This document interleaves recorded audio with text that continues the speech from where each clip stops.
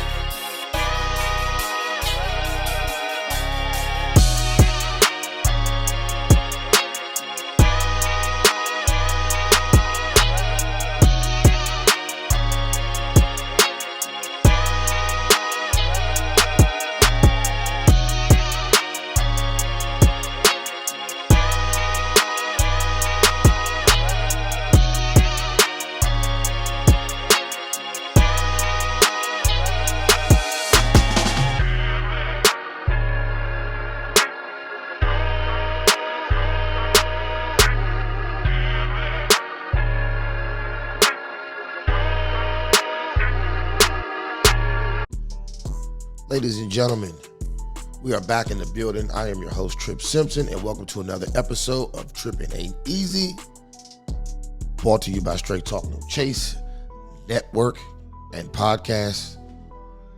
Woo. Ladies and gentlemen, we got a lot to talk about tonight. But without any further ado, I must remind you, you cannot forget about family. I know you're going to look after family. What family you talking about, Ice? Fuck, I look invisible, nigga. Yes, sir. You gotta look out for family. I am not invisible. Please hit that like button, hit that subscribe button, so we can get this page a little bit more visibility and get to the work we need to do, ladies and gentlemen. All right.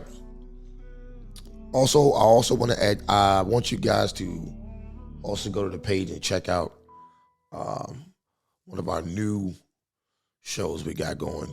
It's called Brunch Babble. We just did our first episode in Charlotte about 2 weeks ago. We posted it last week.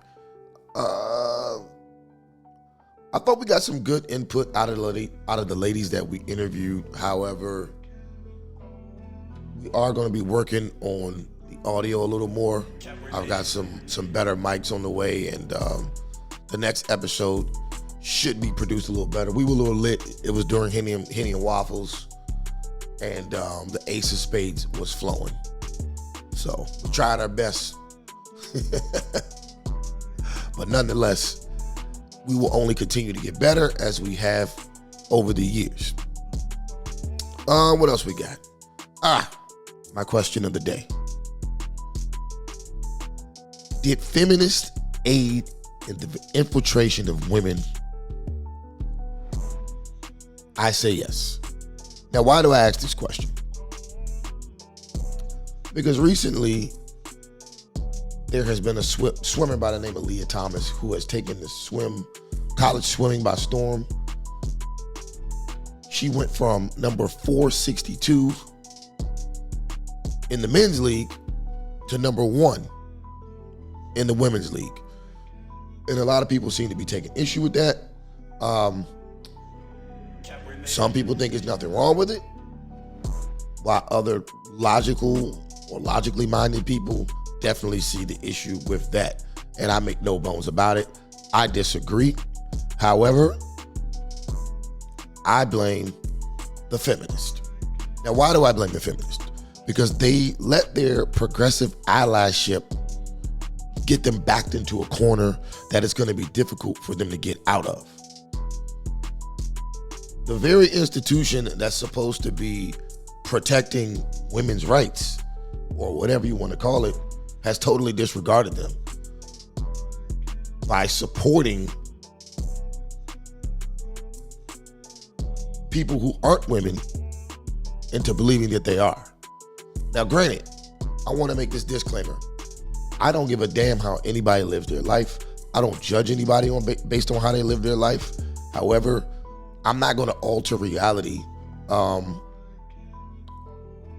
just because you can't handle it. Now, if you're a man and you want to live your life as a woman, and you're a woman that wants to live your life as a man, knock yourself out. However, when it comes to actual things that differentiate us biologically, I'm not going to support that because it's not realistic, it's not reality, and it's just not true. Although that probably means the same thing, but yeah, I just can't rock with that. There's a line I draw when it comes to reality. If you want to walk around in a dress and a wig, or if you're a woman and you want to walk around with a beard, knock yourself out. It's your right. If you're an adult and that's what you want to do, go ahead and do it. But when you start infringing upon biological lines, that's when I take issue. Now, granted, as a man, this really doesn't affect me, because for the most part, the people who are going to be hurt by this are women. I mean, at this point, and I'm just being hypothetical, a white man could literally wake up one day and not even put on a wig. He can just say, hey, I'm a woman. Boom, he's protected by the Civil Rights Act, because you guys will recognize him as a woman just because he said he is. Instantly, just like that. He can keep his Johnson. He can keep his hormones. He can wake up and literally just consider himself a woman. And now he's protected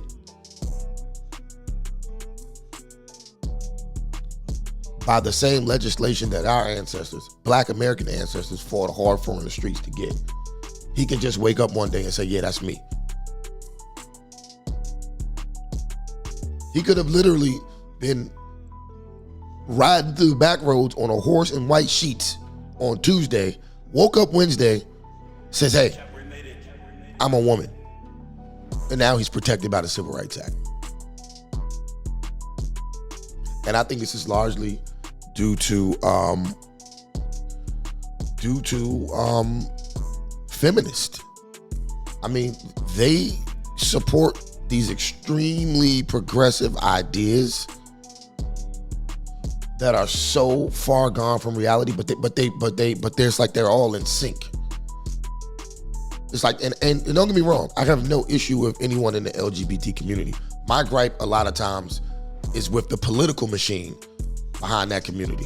And I don't hate them. I just disagree with them politically. I don't support their political views. I don't support a lot of the legislation that they fight for, because I don't believe that it's based on anything real. I think it's based on greed, and I think it's based on exploiting what people who were really oppressed had to go through to get what we got. And that still ain't shit. And that's largely because of feminist organizations and LGBTQ political machine organizations that are pretty much using us to take the resources and the opportunities for themselves. And I think it's high time we woke up to that. But anyway, now, how do I think this could be fixed? I think it's going to take feminine, notice I said feminine, not feminist, feminine, actual feminine women to stand up to this nonsense to get this fixed. That's the only way it'll get done, because everyone else is too far entrenched in their political ideologies to actually stand up and say something. I've seen this article posted a bunch of times on Facebook and screenshots on Instagram, and the type of answers I'm seeing from a lot of women, and even a lot of black women, well, I'll say black feminists, they support this nonsense. I had one girl argue me down saying that they take hormonal drugs and that's why they're allowed to play sports, because they have to take hormonal drugs. Well, if you're an 18-year-old man, taking hormonal drugs doesn't do anything. It doesn't erase the muscles and your height that you gained through puberty. It doesn't erase the advantage that you got through puberty for the first 18 years of your life. All those hormones do is make you more emotional and more woman-like, but it doesn't stop the pure strength that you have as a man. You've already developed it. It's not going to disappear. So please stop with the hormonal drug situation. That's a non-issue. That's a non-issue. I mean, think about it. This swimmer was 6'4", 200-something odd pounds. A whole 1.5 feet taller than most of the women he's competing against. Can't make this shit up, man. But anyway, what I want to do to preface some of the points I want to make, I want to go to this Dr. Phil interview, or this Dr. Phil episode from a little while back. It's like it's from February 23rd, 2022. I want to get into this Dr. Phil interview, and I want to just do a little reaction to some of the foolishness and some of the really bad points that are being made by people on the trans side of the argument. Now, keep in mind, I have no hate towards anybody. I have no hate towards trans people at all. I have no hate towards anyone in the LGBT community. Whatever you want to do with your body in your own bed, you knock yourself out. You're an adult, you do it. However, politically, I disagree with you wholeheartedly. So, let me get this video together.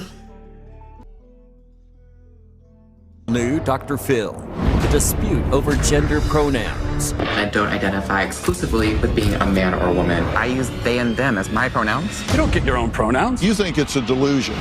In school, our kids are being asked what their pronoun is. This is a war on gender. Babies are babies without a known sex. When they were born, we did not assign a sex. You think it's toxic to label the child one way or the other. Well, I have a question. Raise your hand if you have heard of gender pronouns such as he, she, or they, and Z or V. Raise your hand. This is where we've gotten. Stay tuned, we're gonna get into this. And if you're confused about how to use them in today's social climate. Yeah. I'm asking these questions because approximately 1.2 million people in the U.S. identify as non-binary, meaning they don't identify as she or he, but they and other pronouns. Now, as society's attitudes about gender are continuously evolving, the practice of specifying one's pronouns is relatively new. Now, I just want to say, I don't have all the answers, not even close. No shit, Dr. Phil. But I'm totally open to learning, and I want this to be a safe place to talk about and learn. But not every person is on board with this new movement. Half of Americans say they feel very or somewhat comfortable using gender-neutral pronouns, while 48% say they feel very or somewhat uncomfortable using them. Now, this growing debate regarding the use of pronouns has this country pretty divided. Take a look. Controversy tonight over a new policy on how gender identity is addressed. You may notice it at the bottom of your emails or in Zoom meetings, the listing of pronouns next to someone's. All right, let's speed this up a little bit.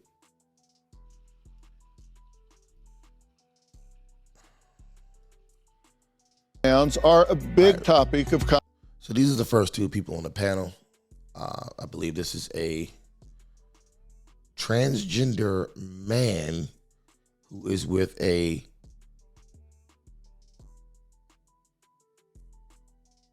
female-like partner. Conversation that cannot and should not be ignored. And my first guests, Addison and Ethan, have a lot to say. I'm Addison. And I'm Ethan. We've been together for about 5 years. And married for 3 years. I use they, them pronouns. Being non-binary just means that I just don't identify with the gender I was assigned at birth, and I don't identify exclusively with being a man or a woman. I'm something. Now look at this. So I respect everybody's decision to be who they want to be.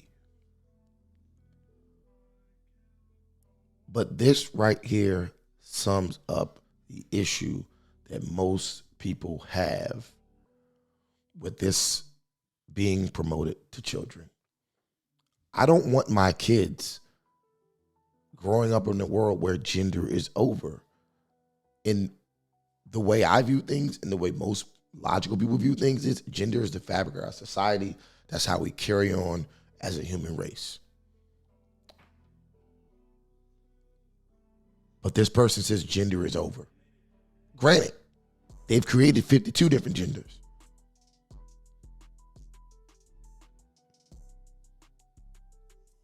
I'll continue. In between, outside of that binary. My pronouns are he or they. I also identify as a non-binary. To me, being a non-binary means having the sense of freedom to explore my gender in whichever way I want. I don't have to perform or pretend to be someone I'm not. I can be my authentic self. It's really important for us. Might just say it could be our authentic self. To share more information with people because people are curious, they want to understand, but sometimes they don't always have the opportunities to do that. Welcome. Hi. You were watching the tape piece, right? Mm-hmm.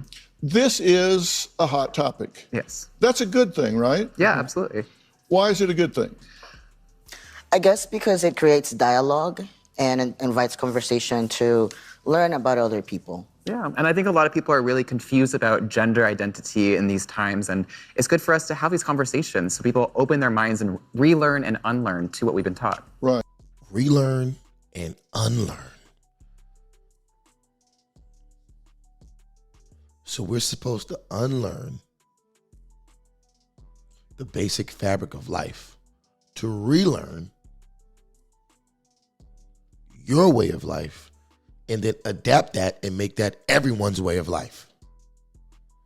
You see, the problem I have with this is that it's funny that they call out everyone else for being these horrible people just for not agreeing with them. However, how can I agree with you if you want to make your newly found way of life in your own mind my way of life, when I don't want that to be my way of life? You can have your way of life, but why do I have to unlearn what my way of life is to do your way of life? Why do I have to do that? Right. And Addison, many people think gender pronouns are exclusive to the LGBTQ plus community, but it is exclusive to that community because they adopt that. It's not exclusive to my community.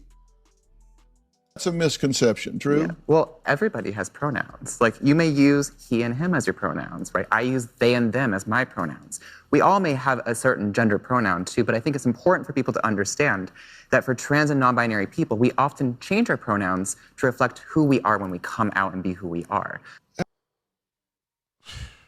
I'll continue. How do you explain the difference between sex and gender? I consider sex to be our biological makeup. Our chromosomes or hormones, our genitals is a biological makeup. But our gender is more of an internal sense. So think of it like this. Sex is... That's not true. Your gender is not an internal sense. Your gender is the word that describes what you are as a human. Okay? Let's say we have a female dog and a male dog. I wouldn't call a male dog a man, and I wouldn't call a female dog a woman. I would call a male human a man and a female human a woman, because that is the word that specifically describes the species.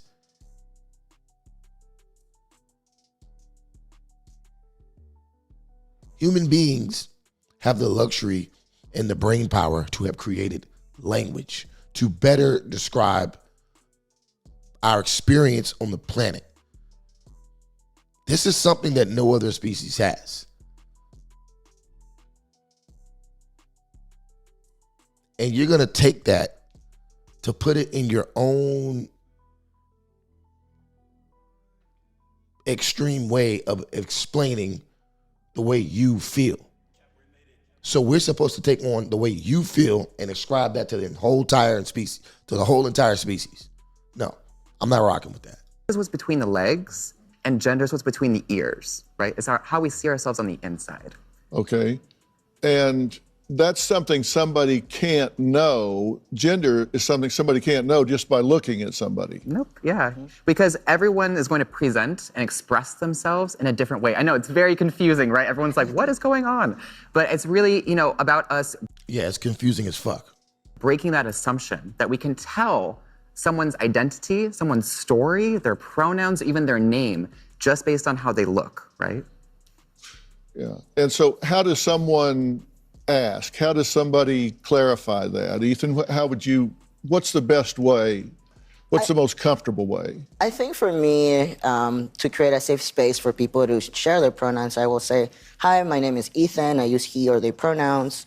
What about you?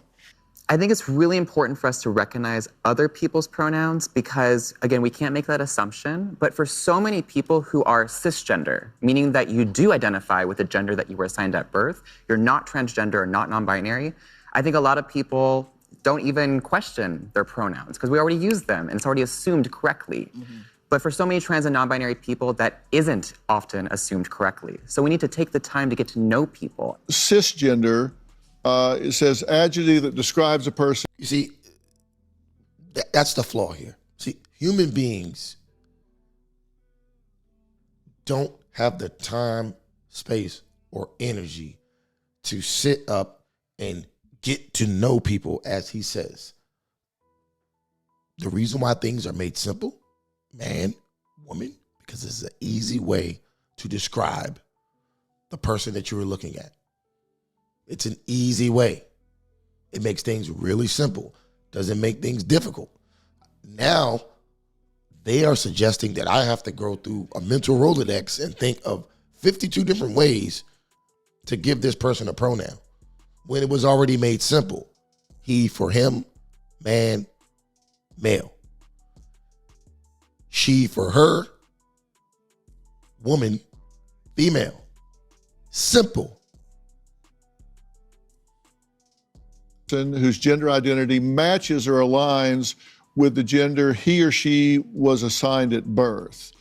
Now, this would be what has been traditional for... And let me stop it right here. Listen, however people want to live their life, go on and do it. I'm not here to judge you based on that. The problem that I have with this particular dialogue and the way they are coming off, and when I say they, I'm talking about the two of them, not them with the long hair and the beard. See how confusing that is? What I'm saying is, if this is the way you want to live, build your own cult, build your own religion, whatever you want to do, section off yourself in society and have this world where you guys can do that. But don't put that on the rest of the world just because this is what you have in your head. I respect what's in your mind. I respect it. But at the same time, I'm not going to go out of my way to teach my kids all of this other shit just because you say this is what it is. This is some new shit. This is some brand new shit that they just came up with, and we're supposed to just adapt it because they just came up with it. Yo, I'll keep going though. Centuries, right? Why does it need a term? If we don't use that term, then we end up saying maybe real men or normal men or regular men, right? Or we just say men, and then we say maybe transgender men, right? And the thing is that we need to realize that trans women are women. Trans men are men too. And so we just want to have a term for that privilege, that assumption that you're... You see, there's no logic, research, or actual definition behind what he's saying. It's basically like, however you feel, we're just supposed to rock with it. No, it doesn't work like that. This is why I get frustrated when I get into debates with people about these topics, because normally when I'm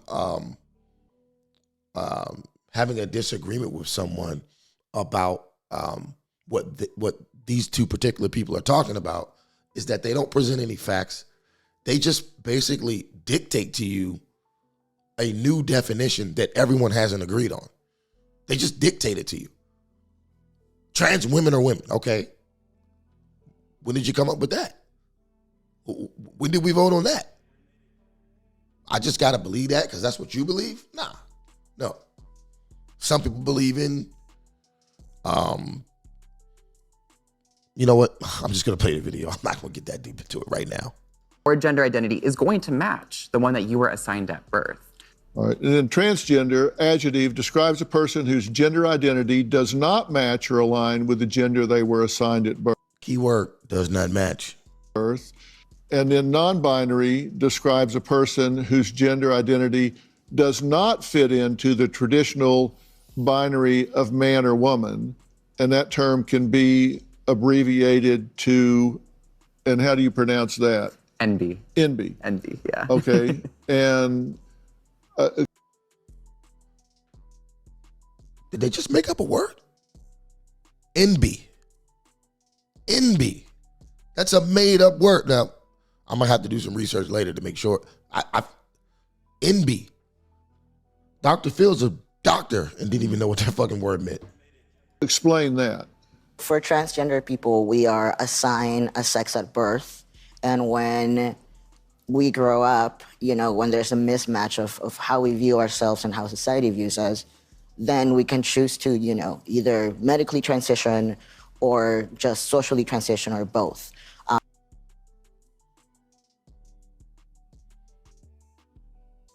Medically transition, socially transition, or both. I'm gonna rewind what he said. Transgender men, right? And the thing. All right, and then transgender adjective describes a person whose binary of. Yeah. Okay, and explain that. For transgender people, we are assigned a sex at birth.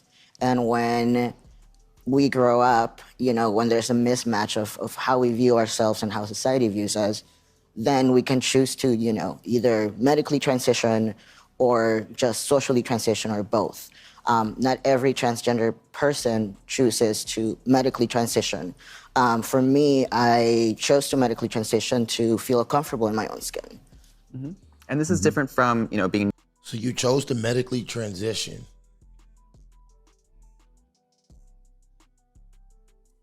to feel comfortable in the biological skin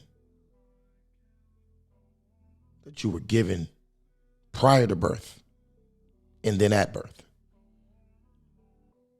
So you disagree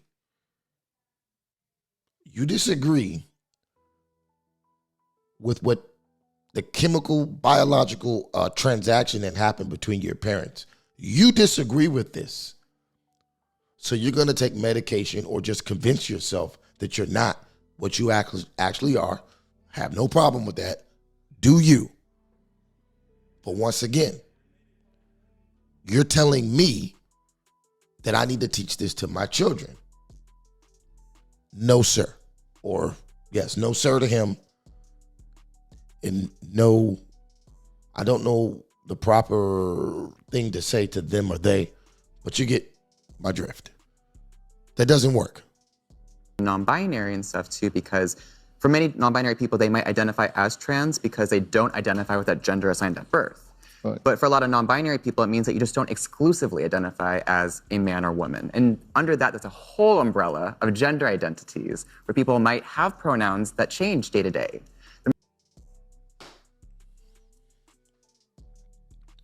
So not only do you disagree with how you were biologically made up, according to you, you can change it day by day.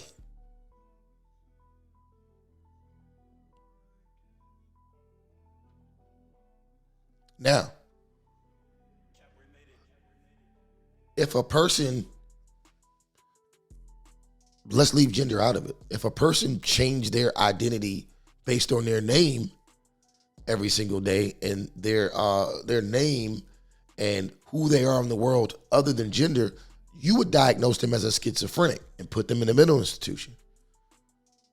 But somehow, when gender is involved, hear me out. I'm not here to bash anyone. I'm just here to make logical assertions. Somehow, it's not a mental issue when it comes to you changing your pronoun day to day whenever you feel like it. And the rest of us are supposed to sit up and say, yep, yep, change this pronoun. All right, let's continue. There might be people who have one set of pronouns for the rest of their life. You might have non-binary people too who are fluid with their gender identities in itself. It's very confusing, very nuanced, but why make this confusing? Why not just identify with what you actually are? It's a free country. You don't have to do that. You have the right to identify with what you want to identify with. But like they just said, it's very confusing. Why? But I think that what you were talking about earlier, with it being that maybe traditionally, for centuries, people have identified with maybe the gender that they were assigned at birth. When we look at history and we look at cultures too around the world, we see that third, fourth, fifth genders have always been around. And then in different cultures, the idea— Where? Give us an example. We won't get one. The idea of what gender is, or a relation to our bodies, is completely different than maybe here in the United States. I have a gender pronoun chart that I got really confused about, and I'm just admitting straight up, this chart, I didn't know how to use the chart, and we don't need. Look at this chart. This is the newly constructed gender pronoun chart. Look at this. Some of these words ain't even words. M, N, co, cos, self, N self, M self. HIR, hear self, yo self, yo's. Z, zeers. What the dude, what are we talking about? I'll be fair. Let's let them explain. To go through the whole thing, but there were, like, just using co. Not all these pronouns I think I even recognize too, which is okay, right? I think at the end of the day too, people will have different pronouns beyond he or she or even they, which, you know, I use in a singular context for myself. But as you can see, there's an ongoing evolution of language and how people can identify.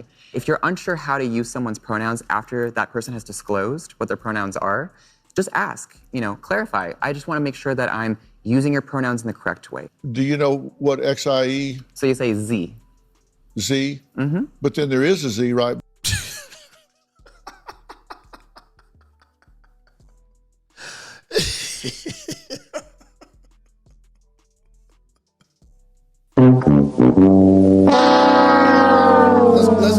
Let's go back for 1 second and listen to Dr. Phil. Oh my God, this is hilarious. And using your pronouns in the correct way. Do you know what XIE? So you say Z. Z? Mm-hmm. But then there is a Z right below.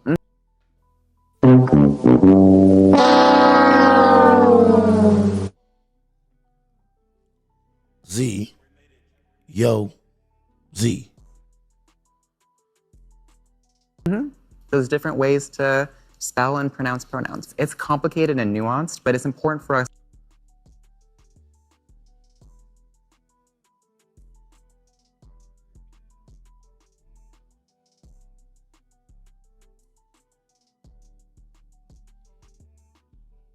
Save the children.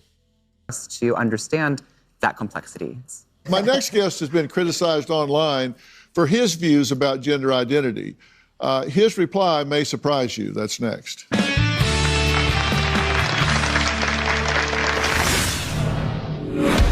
You don't get your own pronouns. So you think it's a delusion if they decide that they're different than they were biologically created? Yeah, I think it's delusion. It could be mental illness.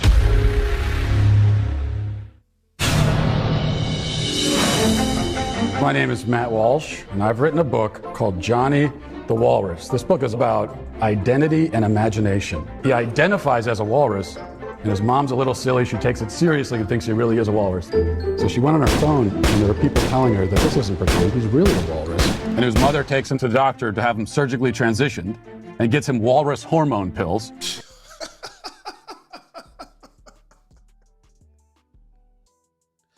Now, granted, I don't know very much about this guy, right? But I can say, when it comes to this issue, he's spot on. Now, from what a few people have told me, they say he's a far-right extremist. I don't know much more of his work beyond what I've seen here. But I can say, I really don't care what else he believes in regards to whatever else he may say when it comes to this topic here. As far as I'm concerned, he's spot on. It's the same thing. And then eventually tries to drop him off at a zoo to live with other walruses. Not only topping the Amazon charts, my book has taken the world by storm. Well, you just saw my next guest, author and conservative host of Daily Wire's The Matt Walsh Show, talking about his recently published children's book that has since been removed online by a popular large retail chain. Now, Matt says gender is not a social... The agenda is real. The agenda is real. ...construct, but rooted firmly in biology. True? True, absolutely. Well, actually, just to clarify, and with all due respect, but most of what we just heard in the previous segment was total nonsense, which is why when you were pushing for definitions and that sort of thing, they were not able to provide it because it's just nonsensical.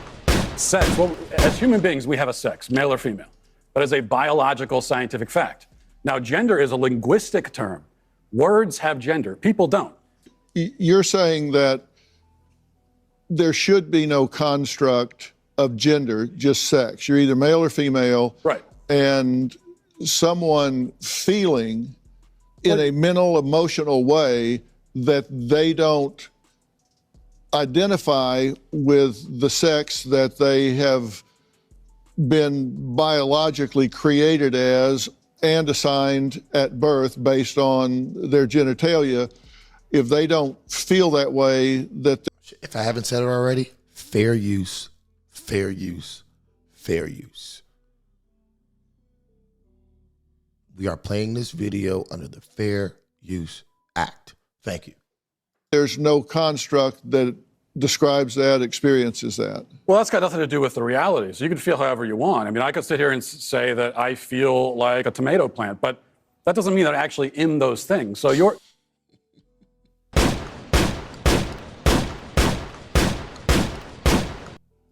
self-perception, you can have whatever self-perception you want, but you can't expect me to take part in that self-perception or to take part in this kind of charade, this theatrical production.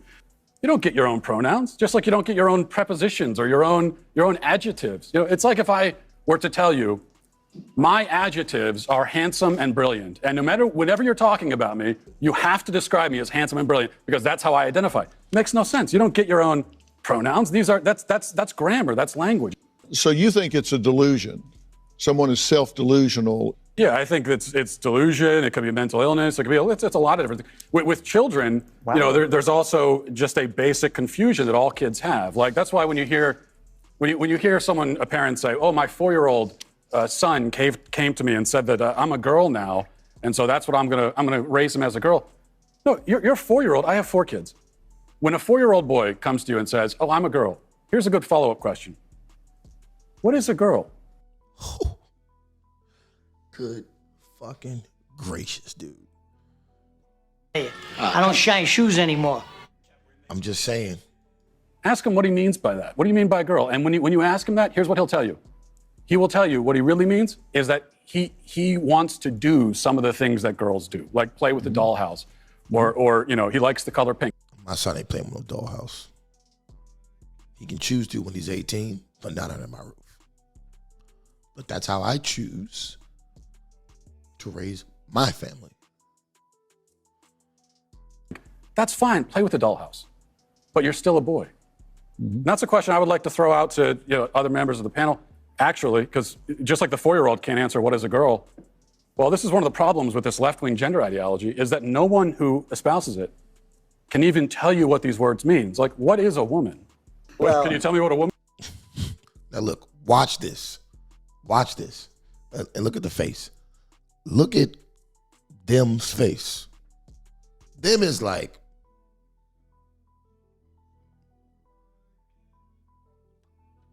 now watch the non-point that comes out of them's mouth. It's raining men. Hallelujah. Had to do that to himself. Woman is? No, I can't. Because it's not for me to say. Womanhood looks different for everybody. No answer. What do you define a woman as? An adult human female. And what does a female mean? Now nobody knows what nothing means. Nobody knows what anything means. Well, how that's do you define a someone with female reproductive organs. Okay. Someone who's, here's the thing, when you're female, it goes right down to your bones, your DNA. So that's why if someone dies, we could dig up their bones 100 years from now. We have no idea what they believed in their head, but we can tell what sex they were because it's down in.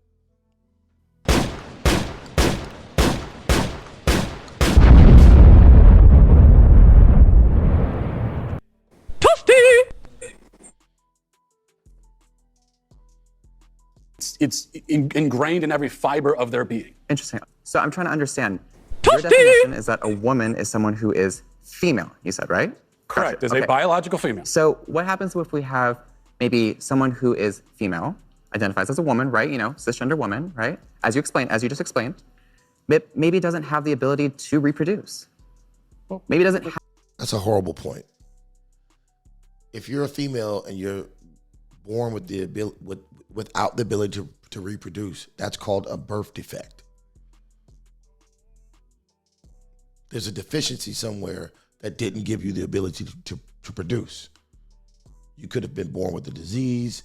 You could have had unhealthy lifestyle choices that got you to that point. It could have been something underlying that you never caught.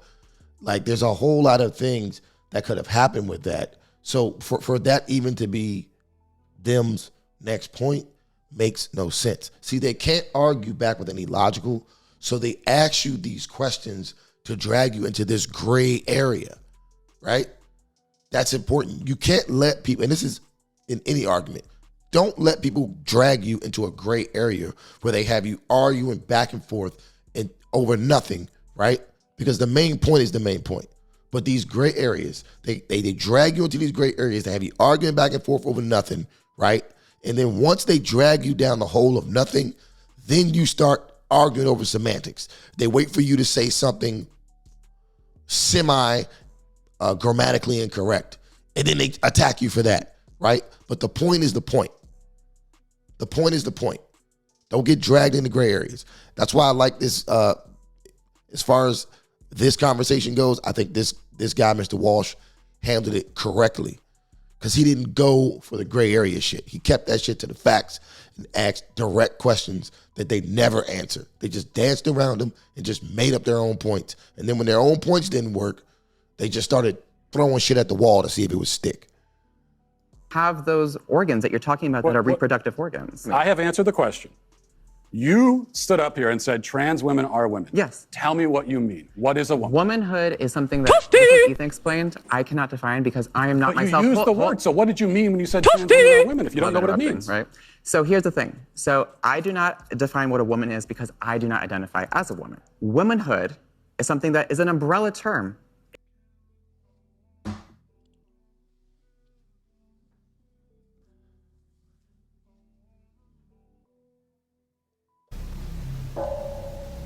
I don't give a fuck. Ladies, what you're gonna have to understand is that comment he made just right there is what's going to be the end of womanhood as you know it. That's dangerous. Look at how they're using womanhood. You used me, Skinner! You used me!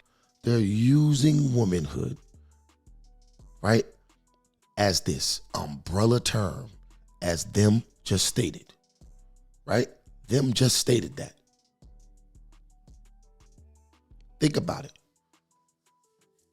One day you might get into a domestic dispute, right? And it's going to be a time where you get into a domestic dispute, and typically how it goes in court, man hits a woman, man goes to jail, man not supposed to hit woman, right? Police show up, man says, no, I'm not a man. I'm a woman. I identify as a woman. Is it still a domestic dispute? Or is it just an altercation between two women? How does this really work? Where are we going? Where are we going here? Now, we'll get deeper into that conversation with the next set of examples. But ultimately, like, ladies, when you support this type of rhetoric, you don't understand that you're taking the rug right from under your own self. You're taking the rug right from under your own self. You're shooting yourself in the foot, supporting this rhetoric. Because one day, matter of fact, it ain't even one day, it's happening now. The main topic of the night, the swimmer Leah Thomas, also known as William, beating the dog shit out of women on 6'4", swimming circles around all the women in y'all sport. He just gonna take it because he couldn't, as a man, he couldn't compete. But as a woman, it's nothing because womanhood is an umbrella. It's an umbrella, right? I'm gonna replay that. It includes people that describes maybe doesn't have those organs that you're talking about that are reproductive organs. I have answered the question. You stood up here and said trans women are women. Yes. Tell me what you mean. What is a woman? Womanhood is something that, just as Ethan explained, I cannot define because I am not myself. You used the word, so what did you mean when you said trans women are women if you don't know what it means? Right. So here's the thing. So I do not define what a woman is because I do not identify as a woman. Womanhood is something that is an umbrella term. You used me, Skinner! You used me! It includes people that describes what? People who identify as a woman. Identify as what? As a woman. What is that? Was to each their own. Each woman, each man, each person is going to have a different relation with their own gender identity. They're using you. You used me, Skinner! You used me! And define it differently. That doesn't, and so I'm not trans women are women too. Okay. And you want. And look at the robots clapping in the background. Look at the robots clapping. What them just said, and if you're tuning in late, I'm saying them because that's the pronoun that they or them wants to be called. That's why I'm calling them. Hold on. Trans You women want are to women. reduce. You Listen, won't even tell me what the word means, though. So you that's want to the reduce problem. women. You want to. You won't even tell me what the word means. And them still won't do it. Reduce men down to maybe just their genetics, our genitals, our chromosomes, right? That's what you're What saying. you want to do is that's what you want to do is appropriate women. You want to appropriate womanhood. Okay. And turn it into basically a costume. That can be worn.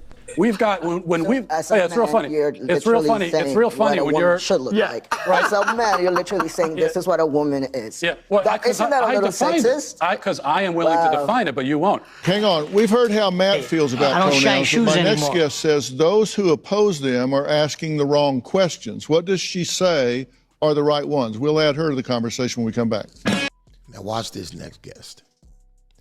This is a feminist professor from Kent State University who has some bullshit-ass PhD in nothingness that is going to attempt to come into conversation and try to I don't know what she's going to try to do. Now, if you watch this clip closely when she starts talking, look at the way it's edited, right? You can tell a lot of what she said was cut off because it probably didn't make any sense. And the Dr. Phil show tried to put them in the best light. But this is every point that the people are making on the left side of the screen is just bad. They're going to have 3 different people against this one guy, and none of them can disprove anything he's saying. They're just coming back with feelings and made up terms and words and also made up ideologies to try to combat him. And it doesn't work. It doesn't work. Let's continue.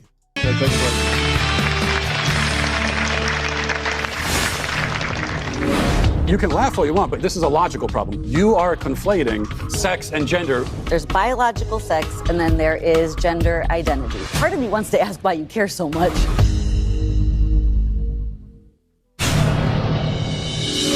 Some people go by he, some people actually use the pronoun they. I'm not a she.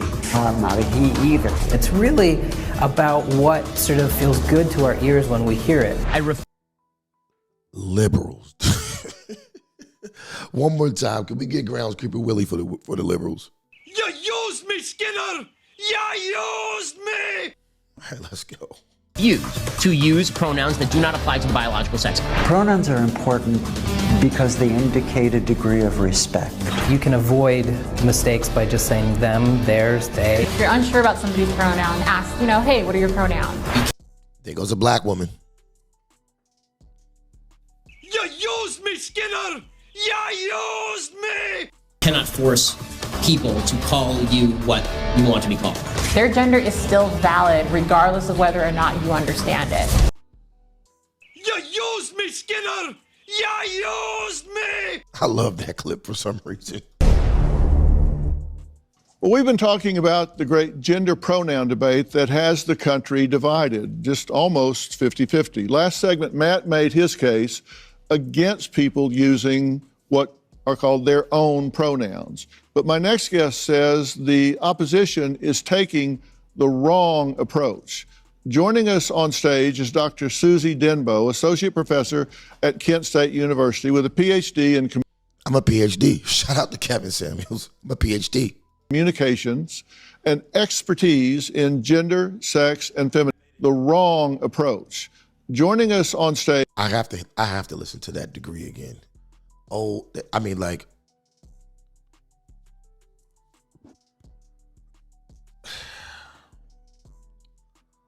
the level of bullshit is heavy right now. One more time for the feminist professor. You used me, Skinner! You used me! Stage is Dr. Susie Denbo, Associate Professor at Kent State University with a PhD in Communications and expertise in gender, sex, and feminism. Now, Kent State has been recognized among the nation's most LGBTQ plus friendly universities. Now, doctors, thank you for being here. Yeah, I'm glad to be here. You've been listening to everything. Let's go back. Let's.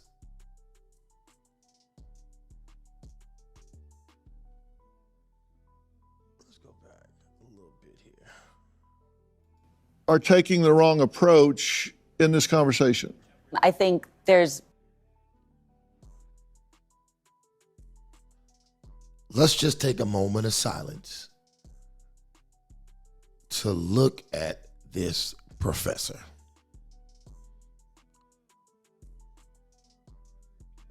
She looks like she used to be what do you call the women that used to hang out with the rock bands? A groupie for like Motley Crue or fucking no. She looks a little younger than that. Maybe a groupie for Guns N' Roses. This woman is an associate professor at Kent State. Now let's see if she can come up with some good points. I don't want to judge a book by its cover, but it's the life we live. There's the extreme approach that you are admittedly taking. And then there's also just ordinary people. An extreme approach. He's asking logical questions and no one's answering them, but he's taking an extreme approach. People that might not be comfortable with the language change. And it just is awkward. And so they're afraid of not being. Dr. Susie Diembo.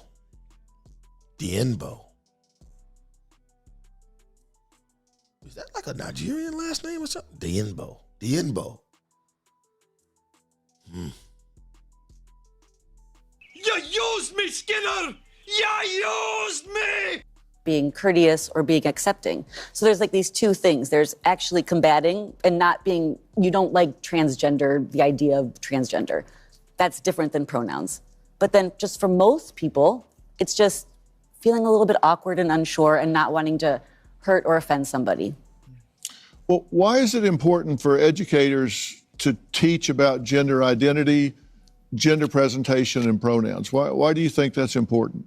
Because there is a difference. There is biological sex, and a lot of times people are conflating sex and gender. So there's biological sex, and then there's gender, and that's a social construct in the sense that just because... There's that word again, social construct. No, gender is not a social construct. Gender is a way to label human beings using language. It's not a social construct. It just is what it is. It's a word used to describe something. You can't just take words and say they don't describe those things anymore. Make up a new fucking word. I'll tell you what, make up new words for what you are, and then we'll call you that. But you can't take a word that already exists and say, you know what, that doesn't mean that anymore. We're just going to call it something else. You can't do that. You can't. Well, maybe you can. Let me look who the president is. Because you're born biologically a female doesn't mean you automatically want to vacuum, for instance, which is usually a feminine activity or conflated that way. And so it's this idea of giving children.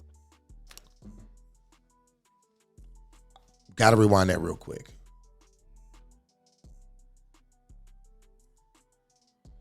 In the sense that just because you're born biologically a female doesn't mean you automatically want to vacuum, for instance. No one said any of this. Still, the question has not been answered. She's talking about vacuuming. Hell, it's 2022. You'd be hard pressed to find a woman who can vacuum in America. Do women even still buy vacuums? Is that still a thing? Do they? Because I remember back in the day, they used to have vacuum salesmen that would come to the door and try to sell you a vacuum. They don't even do that shit no more. It's a waste of time. Which is usually a feminine activity or conflated that way. And so it's this idea of giving children in age-appropriate ways an understanding that these things aren't set in stone. And that's how lost she is. Like, women were using vacuums back when she was rolling around with fucking Guns N' Roses. All right, man, let's go. Gender identity is not tied to biology. You say that gender's not set in stone. It's not. What do you mean? I mean that's just factually incorrect, saying that. So again, made up facts. That's just factually incorrect? How? You have biology is the chromosomal makeup and reproductive organs and all of that. And so that would be sort of the nature side of things. But the nurture side of things is where we see more of gender identities. She began by saying that my view is extreme. Okay, so the view that every single person on Earth has held up until 15 seconds ago is extreme. And the view that almost everyone does right now still hold is extreme, apparently, according to her. But there is this complete... They are... She's saying it doesn't make any sense. But as he said, it's the view that virtually every human being has. But now we're supposed to change it because the government reclassified something that was classified as a certain type of issue Now it's miraculously not an issue anymore, right? And when I say issue, I mean like they used to consider it a mental issue, gender dysphoria. Now that it's not, according to certain aspects of the government or certain influential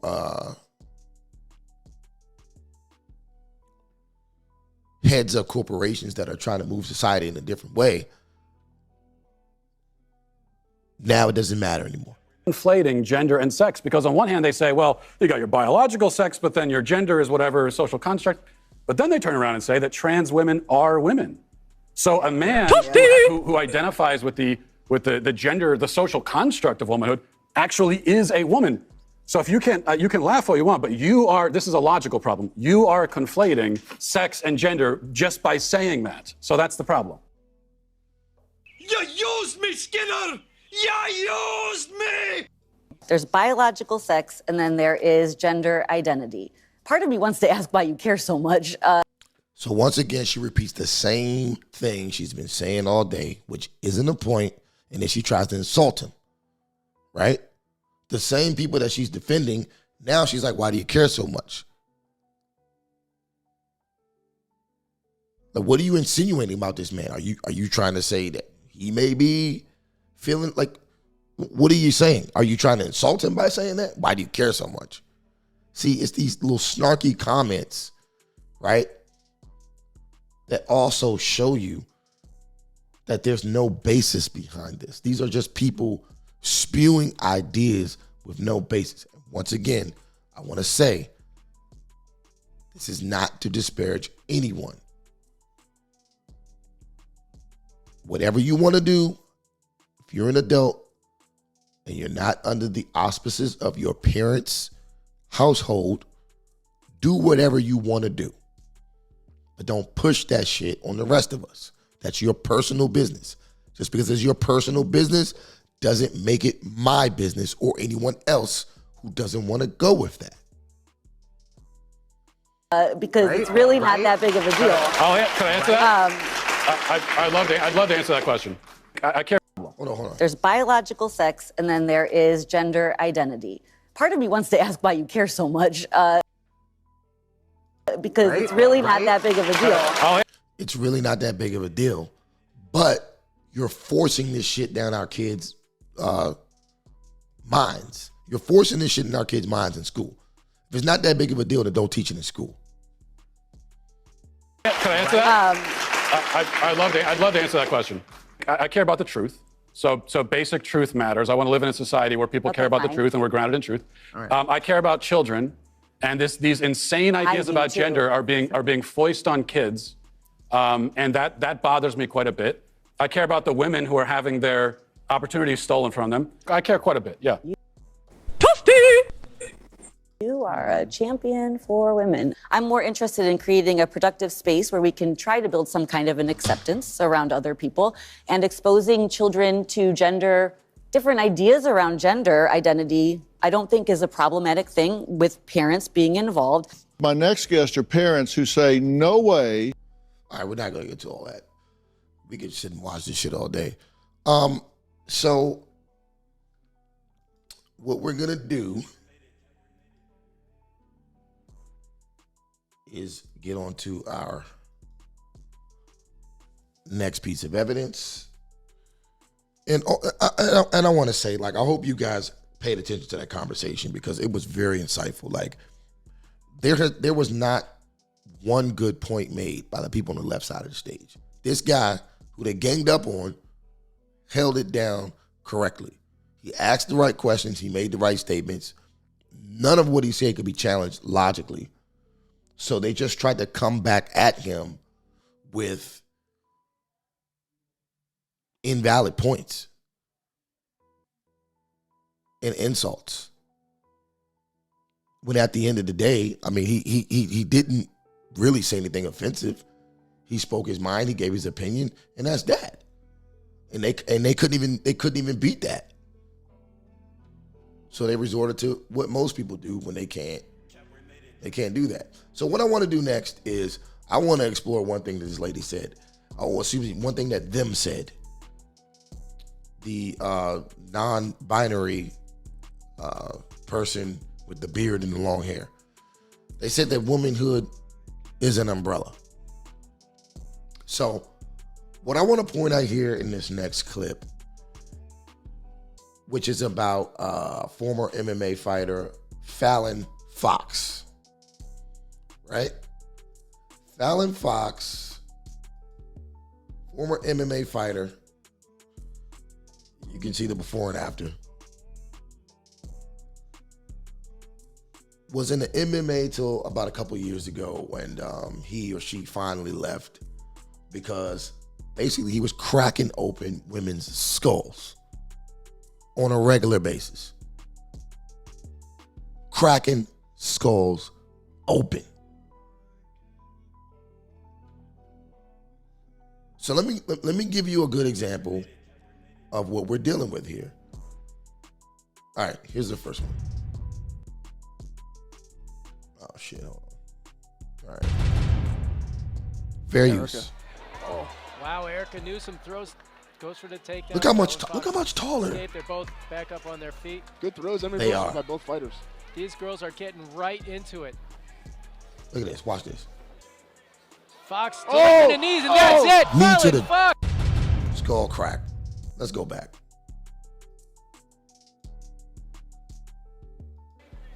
Fox delivering the knees, and that's it. It's Fallon over. Fox.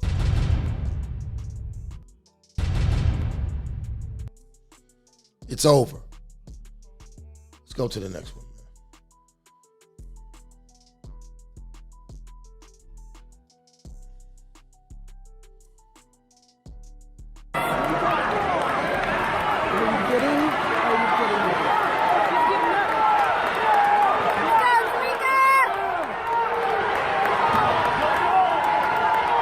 Sorry. Let's go back. Sorry.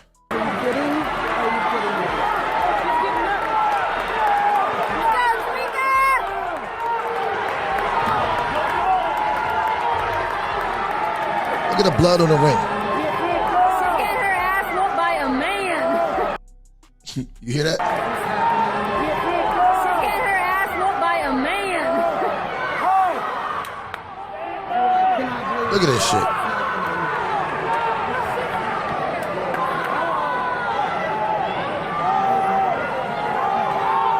She leaking all over the ring. Get up! Security. Go for back. Come on, What is the ref doing? How is the ref just letting this dude beat the dog shit out of this woman? Like, what is going on here? They are done.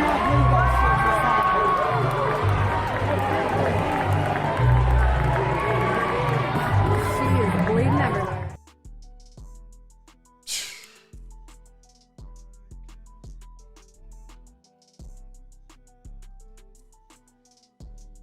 I mean, that's just one example of many. Like, is this the world you see? It's going to start with sports, right? Because that's how they're going to sneak everything in. It's going to start with the sports, and then we're going to see more and more how biological women are going to get trampled over physically and mentally by these transgender women. Because it's just not fair. I mean, it's. I'll put it to you like this, and I might have made this point earlier. I'm not sure. Let's just say extreme, right? A white man could be riding a horse with white sheets on, rolling with the Ku Klux Klan on Tuesday, and then on Wednesday, the same joker could go for a job interview, say he's a woman, and take a job from a real woman because he's considered a woman at this point. See, this is a slippery slope that a lot of women don't understand. They're going down right now. And on that note, I want to get to the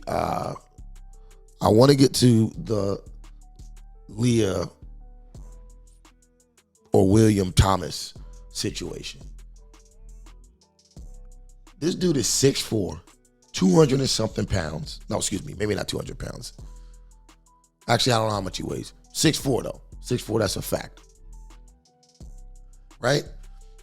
And what I'm hearing a lot of far left liberals and far left feminists, who are the majority of the feminist movement, what they're saying is, well, what you got to understand is that they're taking these hormones and they're required to take hormones and the hormones make them a woman. No.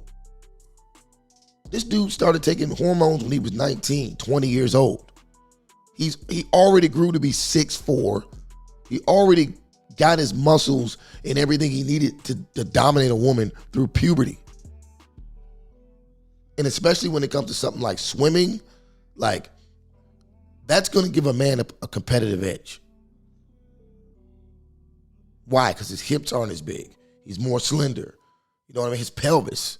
Like all of those things come into to play when you're swimming.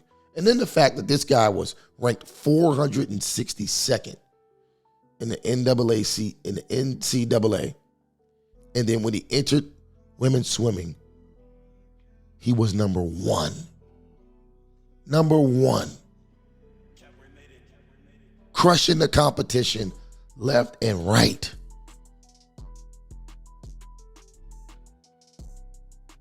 You see, the problem is that, ladies, you guys don't want to see the truth. But then they're smart, right? The mainstream media is smart, right?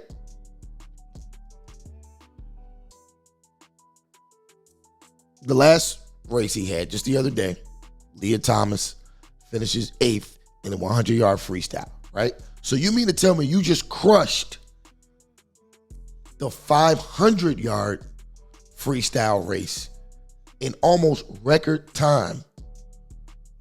Then you turn around and lose a 100-yard freestyle? Completely? See, now they're trying to save face. They made him lose. He already won the championship. So this worthless competition he was just in, he lost it just so they could say, oh, well, see, women can compete. It's a vicious game. It's a vicious game.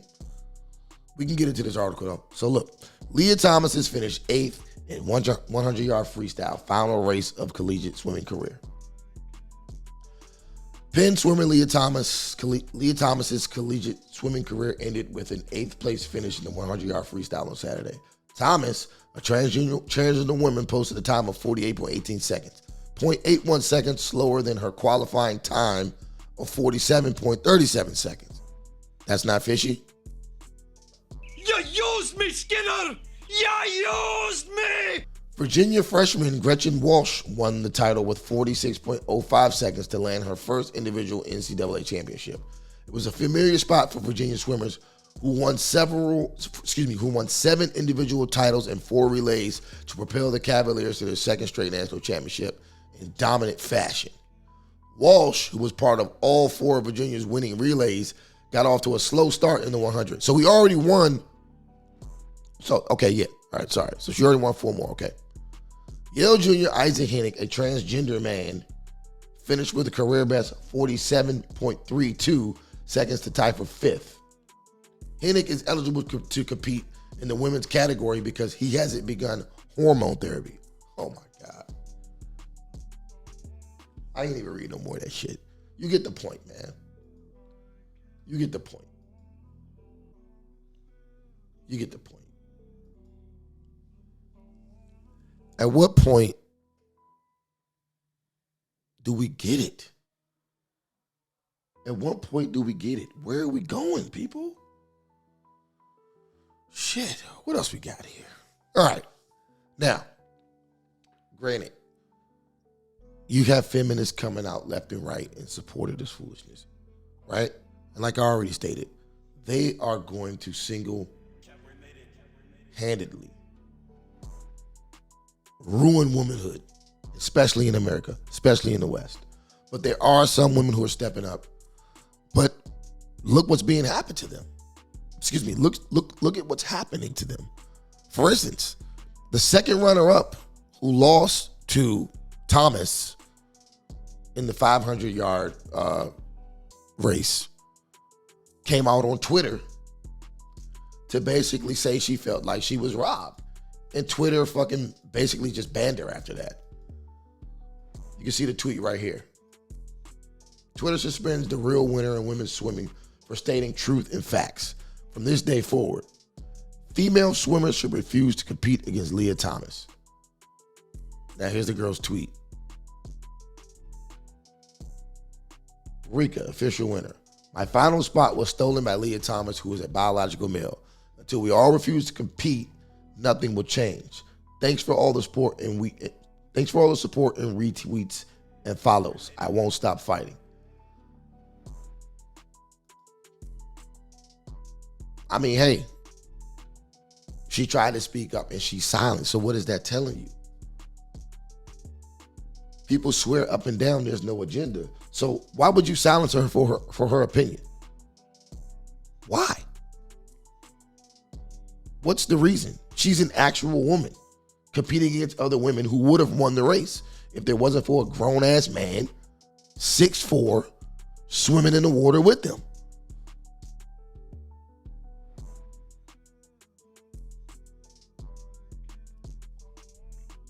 But you tell me, ladies, am I crazy or not? Am I crazy or not? Now, the next video I want to play is from Caitlyn Jenner. Let's see what she has to say. Fair use. Swimmer Leah Thomas becoming the first ever transgender athlete to win a Division I national championship. Now, Caitlyn Jenner didn't necessarily speak out against Thomas, but Caitlyn Jenner was actually making some sense here. This is an actual transgender woman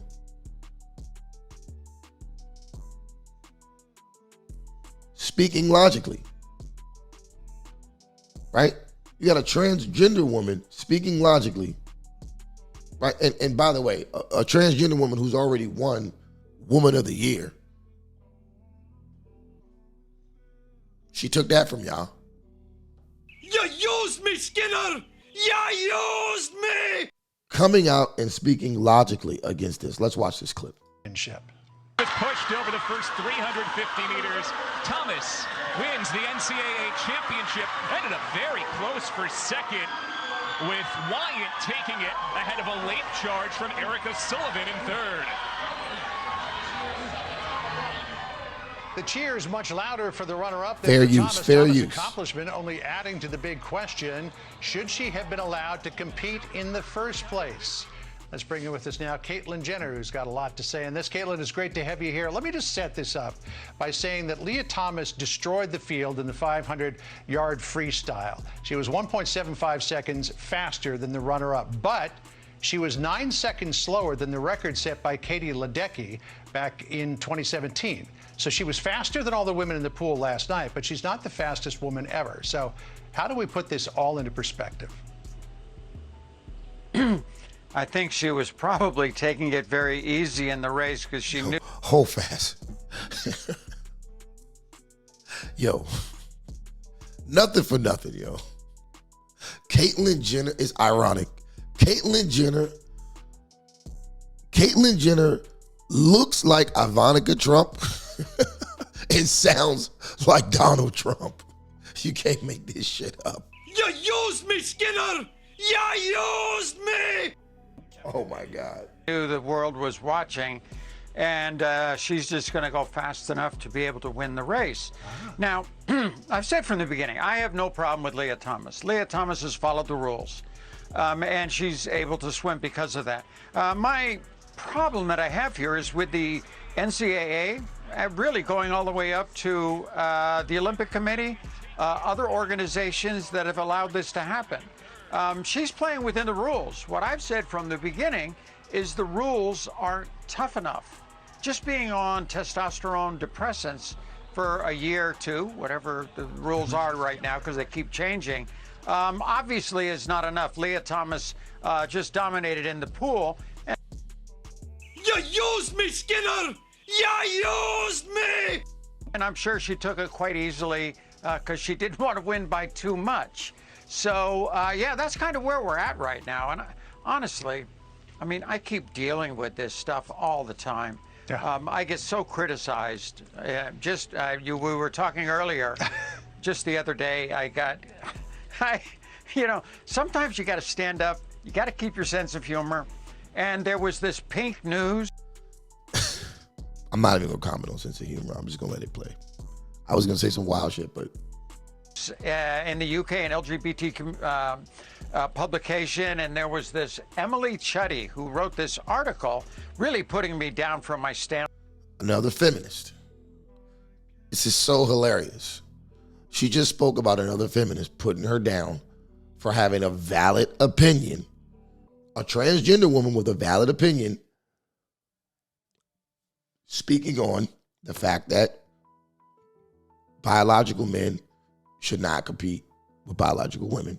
But this is a transgender woman saying this,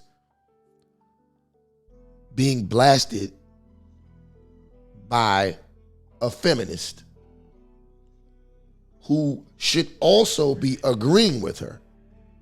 But these are the lengths that the radical left go to. These are the lengths.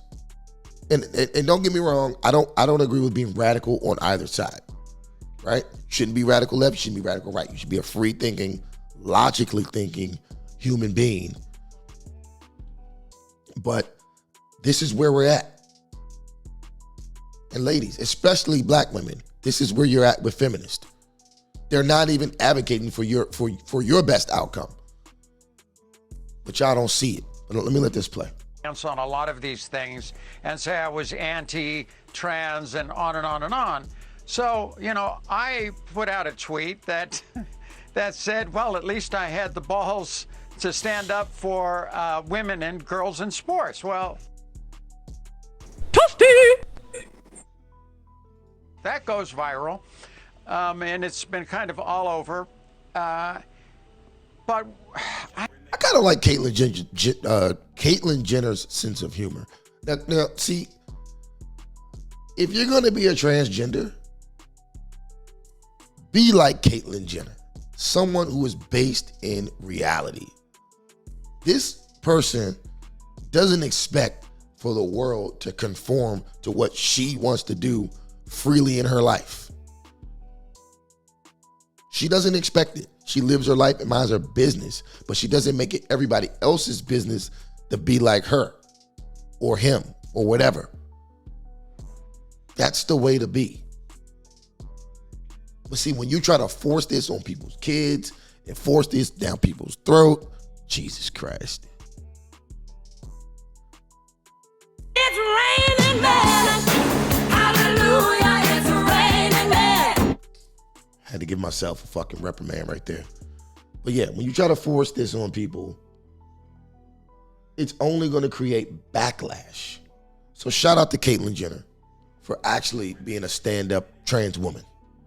I'm getting so tired of this woke world. I'm getting so tired of this woke world. Sports, well, that goes viral, and it's been kind of all over. But I'm getting so tired of this woke world. I've done so much for the trans community, bringing this issue forward, put millions of dollars through my foundation into groups, and worked so hard to do it. I don't think anybody deserves that, but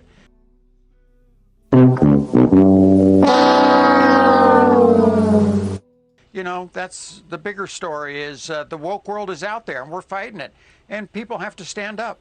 So are they coming after you because you don't have the opinion on this that feeds their narrative that they expect you to have on this issue? Yeah, I don't know. This issue's been up a lot. To be honest with you, right now, I'm kind of getting tired of talking about it. I mean, I was just watching your piece beforehand. I mean, people are dying over in Ukraine. We have a war going on. We have all these issues going on. The trans athlete is such a small part of athletics. There's just very few of them that they're getting all this attention. Which is also funny style. However, It always starts like that. It's the beginning. So we can't just downplay it. It's the beginning. And it's the beginning to something that's bigger than just sports. This is going to trickle down to every bit in fabric of society before you know it. Ladies, I'm talking to you. As a man, it don't bother me. Ain't nobody worried about no woman coming in the NFL or playing high school football, cracking heads. Ain't no woman gonna do it. And ain't no trans man gonna try to come into the NFL. Why? Because you're gonna get your head cracked by grown-ass men. Even in high school sports, you're gonna get your head cracked by almost grown-ass men. Honestly, I would love to talk to Leah Thomas. I would love to sit down for an hour and discuss this issue with her. I don't think she's done anything wrong. She's played within the rules, but I want to know what her motivation is, if she feels good about this. Well, let's hear what's from going her. On in her head. This is Leah Thomas after she. Her head. Her. She won the championship. If we could just play it out so we can hear how people. I didn't have a whole lot of expectations for this meet. I was just happy to be here, trying to race and compete as best as I could. I don't even see how people are even like taking this seriously. Homie was I'm not even gonna say he was a bum, because if you make it into the NCAA, because he was in the NCAA Division I as competing as a male at first. If you can make it there, that means you're a good swimmer, right? You're better than most swimmers in the entire world, right? So no shot at this person there, but you gave up. You were in last place.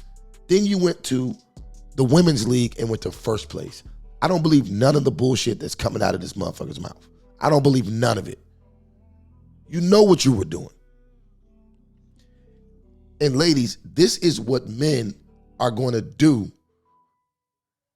in other aspects besides sports. They're going to start doing this in everything else, and taking shit that's designated for you, they're going to take it under the guise that they just feel like a woman one day. They're going to do it. Undoubtedly been under the spotlight over the past few months. How have you been dealing with that and reasoning with everything? I try to ignore it as much as I can. I try to focus on my swimming, what I need to do to get ready for my races, and just try to block out everything else. So that was Leah Thomas responding after winning the championship. Okay, I get that. She's trying to block it all out, but it's almost impossible to block that stuff out. I respect her 100%, and you know, we live in a free country. To be able to live your life authentically has been the greatest gift in my life, and I hope it is the best for her. But also with that comes some integrity about what you're doing. She can't block it all out, because obviously I think she could have swam that race a lot faster, and she didn't, because she didn't want to get too much attention. You used me, Skinner! You used me! If she, you know, so yeah, we'll see how it all works out. I would just love to have the opportunity to talk to her and find out what's in her head. That would be an interesting conversation to have. You know, the NCAA said that it was going to adopt new rules on testosterone levels, which it decided to shelve, saying that to do. Now watch this point that Caitlyn Jenner makes. Watch this excellent point. Do that in mid-season, make a change would be unfair to trans athletes who are already competing. But here's what Martina Navratilova said. Biologically, Leah holds an unfair advantage over the competition in the women's category, as evidenced by her rankings that have bounced from number 462 as a male to number 1 as a female. Maybe put an asterisk there. Do you believe that this season will forever have an asterisk attached to it? I don't think it's, I mean, it's something I think that needs to be looked into. You know, this whole trans athlete thing is just, you know, I know Christy Nome in South Dakota banned trans athletes in South Dakota.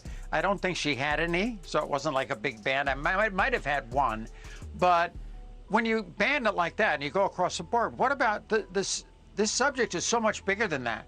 When you're banning trans athletes, you're banning about female to male trans athletes. It's about what I've heard, don't hold me on these numbers, but about 49% of trans people are female to male.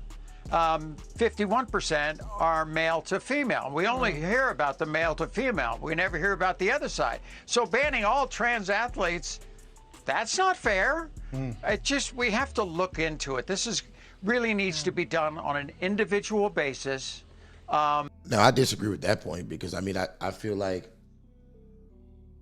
okay, it's not an unfair advantage for a trans man to enter into men's sports, because if a trans man can enter into men's sports and win, I mean, we might be looking at the greatest athlete of all time. I just, football, boxing, MMA, it may be rough. But let's continue. And it needs to be done properly. And I mean, sports is good. Everybody deserves to be able to compete in sports. As you have said many Fair times, use. there's no easy answer to this, but you don't believe this particular instance is fair. Caitlin, real quick, we've got to go, but did you try to reach out to Leah Thomas and ask her to sit down with you? I'm sorry, what was that? Did you ask Leah Thomas if she'd sit down and talk with you or take a phone call? Yeah, She said no? I don't know. We'll just got to see how it works out. Okay. Yeah. All right. Well, we're just going to see how it works out. The invitation is there. Caitlin, as always, thank you for joining us today. Really appreciate you coming on at short notice. Always good to be with you guys. Thank you very much. Thanks so much. All right. And So, yeah, I mean, Caitlyn Jenner's perspective is pretty decent. I mean, I thought that she articulated herself well without coming off disrespectful. So the last little video I want to play in regards to women speaking out will be, I'm not sure what her name is, but she's a women's activist out of the UK. And she was recently banned from Twitter or something like that because of her comments on the situation. So let's see what she had to say. You decided to go and deal with this on the spot, face to face with people, rather than sort of hurling grenades from the Twitter sphere. Did that strategy work, do you think? Oh my goodness, yes it did. First of all, I've been banned from Twitter for saying women don't have male appendages since 2018, so... Banned for speaking the truth. Banned. We got to think about this, people. Why are these institutions banning people? Number one, for their opinions. Number two, for being correct. Why are people being banned for being correct? Bit tricky for me to try and launch grenades from there. I think it's really important in an environment like that. I actually went to America to talk in New York about this issue, about women's rights. I also talked outside the White House and protested outside the UN because they really do not care for women. But specifically looking at the Leah Thomas issue, I was in a room with hundreds of people who all knew that there was a man in the race with their daughters and with the girls in the pool. And everybody wanted to say it, and everyone is far too frightened to say it. So I really did feel it was my Emperor's new clothes moment, and that it really did need to be said that he is in fact a man. I don't think it is a complicated issue. I really don't. We've known since the dawn of time what is a man and what is a woman, and yet we now have to pretend that we don't know. We know who we want around our children in female-only spaces. We know who we want to invite into women's sports and who should be competing in women's sports. And it simply isn't a man. It's what's beautiful about this particular issue, this particular Leah Thomas, is that he is about 6'4", and he may well be just as much a victim as anyone else in this, because it is the NCAA, it's the Olympics, it's all of these supposed grown-ups that have made these catastrophically stupid recommendations that invite men in. You used me, Skinner! You used me! To women's sports. And so I think it's absolutely vital that we just say, right, enough is enough now. It's gone a little bit too far. And in fact, it went too far quite some time ago. And let's get all grown-ups back in the room, talk common sense, and to allow women and girls the dignity and privacy of having their own spaces just for them.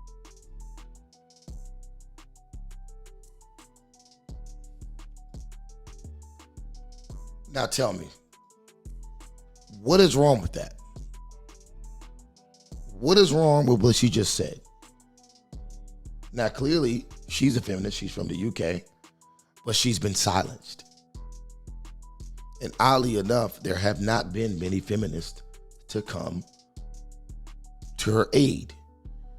And this is what I'm talking about. But like, let's get off the feminist train for 1 second. Let's look at another aspect of this situation, right?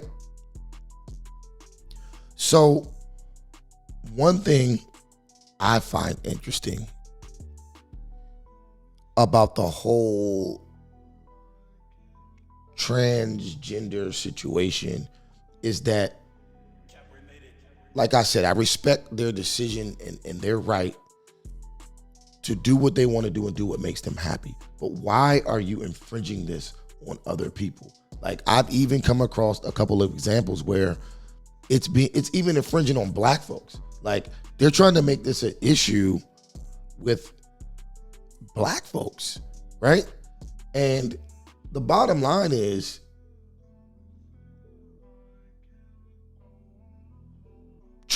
you can be transgender all you want, right? But when you're black, you're targeted because you're black and not because you're a black transgender. That has nothing to do with it. If anything, you're going to get the benefit of the doubt, maybe a little more than a non-transgender black person. So I saw this interesting interview that happened a while back with two transgender activists speaking on the Black Lives Matter issue. Now, you guys know, well, I don't have a ton of subscribers at this point, but for anyone that has followed the show, you know that I've spoken on the fact that Black Lives Matter is not an organization that truly looks out for black people. They are an LGBTQ organization that funds LGBTQ issues under the guise of advocating for black men, most of them being heterosexual. I think all of them being heterosexual. They take those issues, they receive funding for advocating for those issues, and they spend the money on LGBTQ organizations. And the money that's left over, the founders take for themselves and buy $1 million homes in California.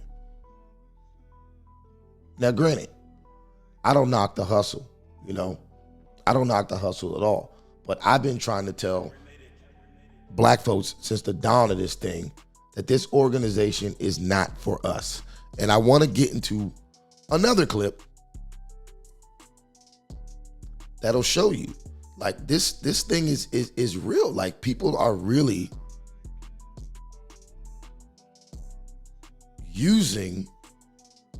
these people are really just using us for their own agenda, right? And our issues are being infiltrated by this. So let me find the clip real quick. Give me 1 second.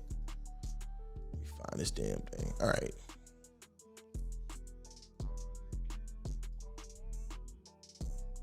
All right, here we go. Check this out. I believe in our power.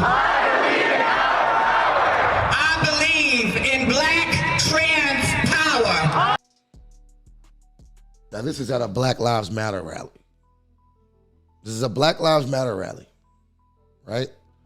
A rally supposedly there to advocate for black men,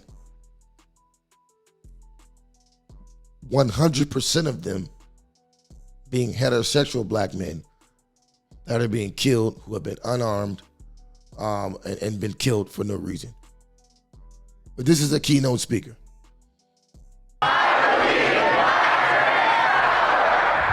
Thank you. I believe in black trans power. Joining me now are two of the organizers of that Brooklyn March you just heard, Raquel Willis and Ian Field Stewart. Both Fair use, fair use, fair use.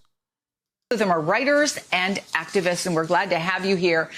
So, Raquel, that's a pretty mind-numbing figure. 16 transgender and gender nonconforming people killed so far this year that we know of. Let me stop this right here.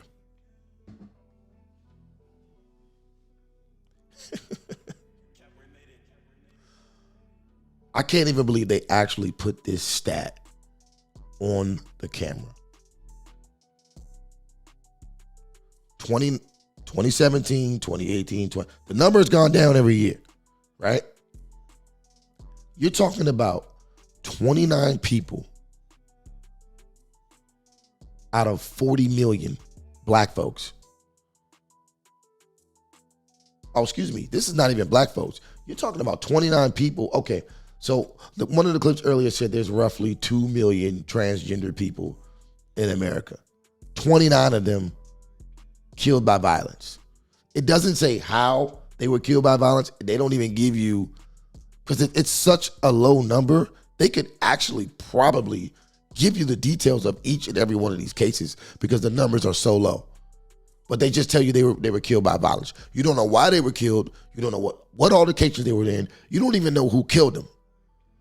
It just said transgender or gender nonconforming people killed by violence. So these stats alone are misleading because there's no context behind any of this. There's no context behind any of this.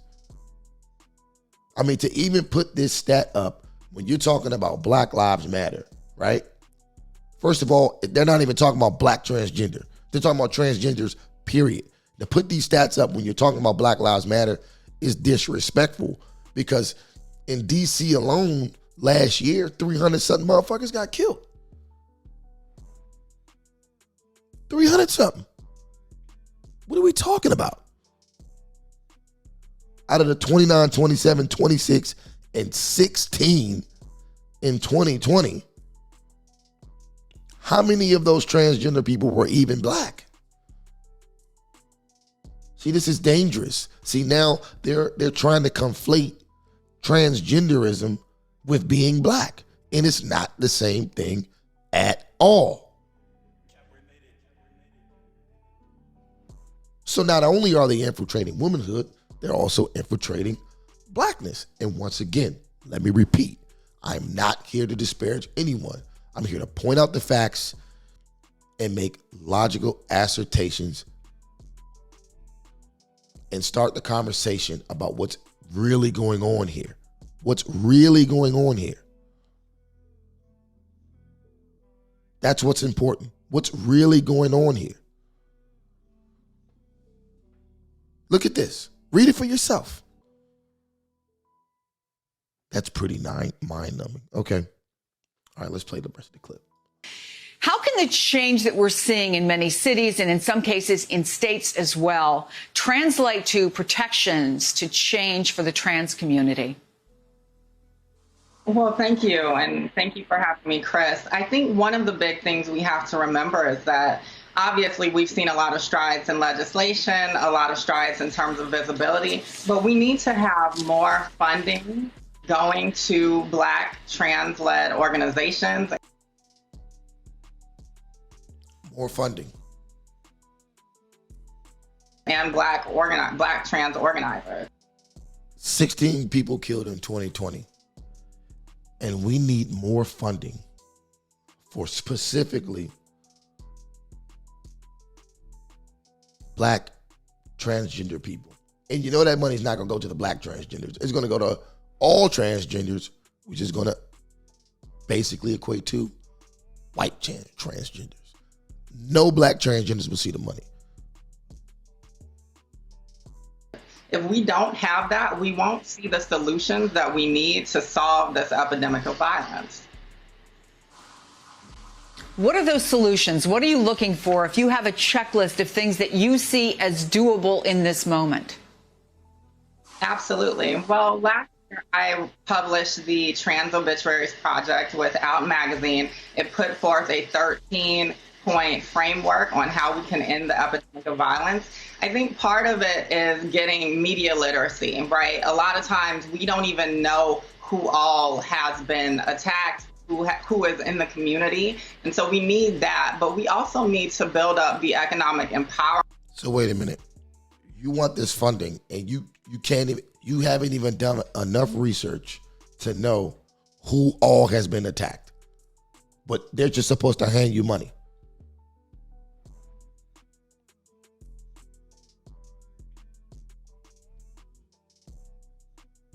So your research is not even complete. You haven't even finished your research and you're advocating for funds.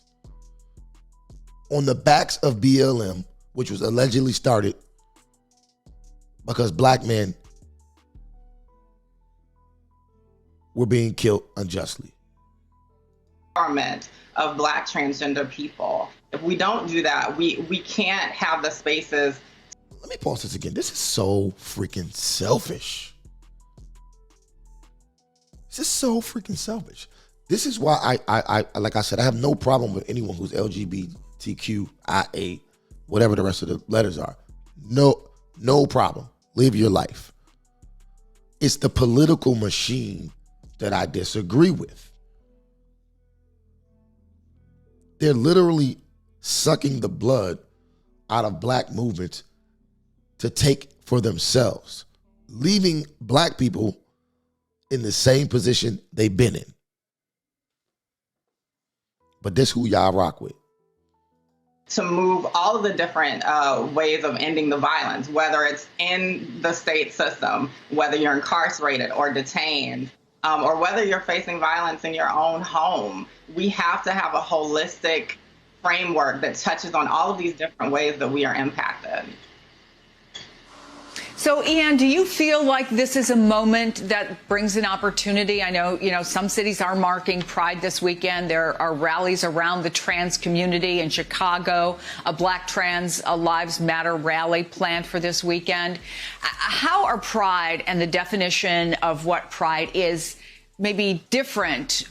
Look at the blood sucking. You're already black. So if you're supporting a Black Lives Matter rally, why do you then need to piggyback that and have a Black Trans Lives Matter? As if the fact that you're trans makes you different from black.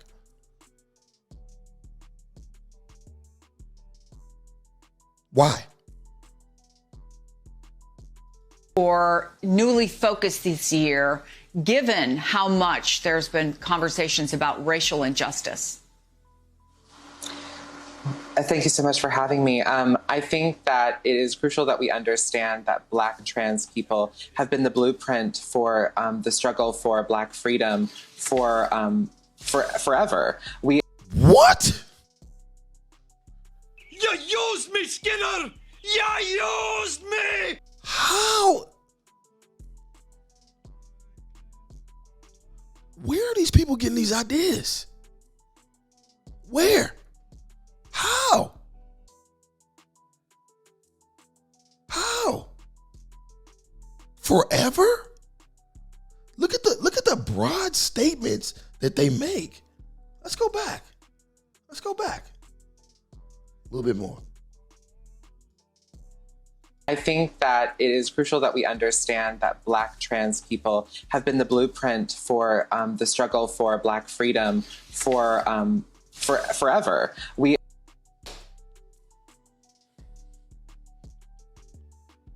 Let's continue. The founders of Patrice Cullors, Opal Tometi, all three of them started Black Lives Matter with the intention of Black trans women.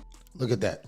Did you see that? Did you see that overhead? And being at the center of this work. As the movement has grown and as time has passed, we've perhaps moved away from that in some ways, but I think that in general we have to understand that this moment that we are experiencing requires and necessitates the presence, uplifting, and empowerment of Black trans people. You used me, Skinner! You used me! And I think that the moment that we find ourselves in is one that I hope has longevity and continues to move forward. We've only got a minute left, but give us some specifics about how people can do that. Because let's say I'm an ally. I've done my research. I've familiarized myself with the struggle of trans people. Maybe even I've donated or I've utilized my... The struggle of trans, not Black trans, not Black people. Once again, looking at BLM to BLM trans to trans. This is how it happens every time. It happens.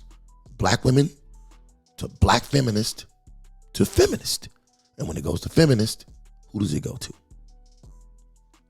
Keep falling for the same banana in the tailpipe. Privilege. What specific step would you say to people that they can do individually? Something I often say, because I get this question a lot, which is, and I have to repeat it over and over, which is that just as we cannot ask Black people to undo racism because white people were the inventors of racism, we cannot ask trans people to deconstruct transphobia because we did not create it. So I think that the most necessary step is in someone who wants to be an ally. Hold on now. Let's go back to let's go back to what she just said. Deconstruct transphobia because we did not create it. So I think that the most... You didn't create it. Okay. Most necessary step is in someone who wants to be an ally to Black trans lives is for that person to understand what does it take for you to make the lives of Black trans people crucial and important? What does it take for you to inspire yourself to do the necessary work that Black trans people have had to do to learn our own history? Because we don't just get taught our history. We have to look. They have made this, or they are in the process of making this, a whole different ethnic group. Black folks, this has nothing to do with you. See, I'm gonna keep it a buck for a second, right? I look at people who talk like this as traitors. Black folks in general have a claim, right? Hundreds of years in this country, we've definitely been oppressed. But when you have these splinter groups, right? Pay attention to them because their only concern is their splinter group. When there's a whole group of, when you see other groups, like there's trans Asian people, there's trans Hispanic people. I don't know if there's any trans Arabs, but I'm pretty sure anything's possible, right? You don't hear any of these people advocating selfishly like this. Latino groups in America advocate for Latinos. Asian groups in America advocate for Asians.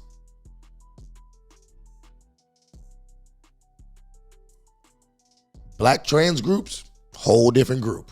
Give us the money. To do what? To do what? Gives me traitor vibes. You used me, Skinner! You used me! Look it up as well. We have to find ourselves. We have to write ourselves into history books that have erased us. And so I think that we have to write ourselves into history books that have erased us. Let me go back.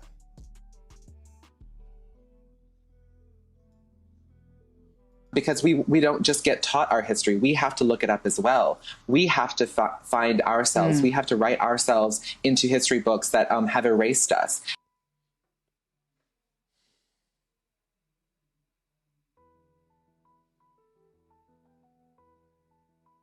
I'm going to let the rest of this play. And so I think that it is the necessity of any cis person who wishes to be an ally for Black trans people to understand, what do you need? Because people are dying. And I can't make our lives important to you because our lives are important. 16 trans people of any and all races died and were killed in 2020. We don't even know how many of them are Black. Her statement is that people are dying.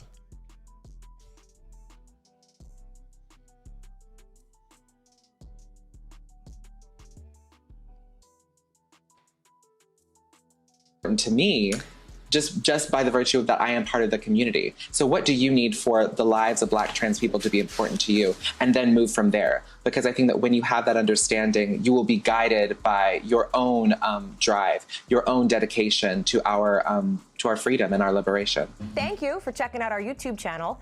Why don't you subscribe? All right. Okay.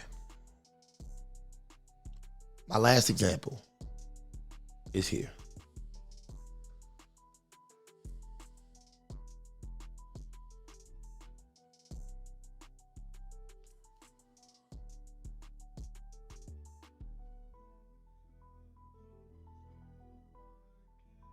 So the title of this article is, "We should be celebrating Leah Thomas like we did Jackie Robinson." All right. On Saturday, okay, it goes through everything she did. I mean, there's no point. You saw what they were trying to.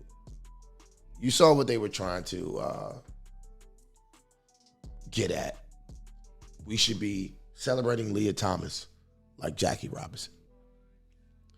I'm gonna turn this article off because I can't. At this point, I mean, I think I drove the point home. At this point, now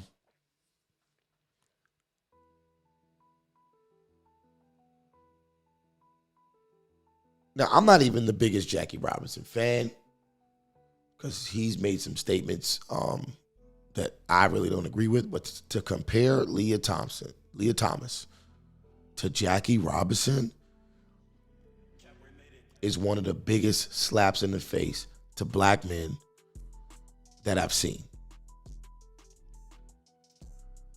Once again, I have no hate for the trans community or the trans Black community or whatever community. But what I do have a problem with is their encroachment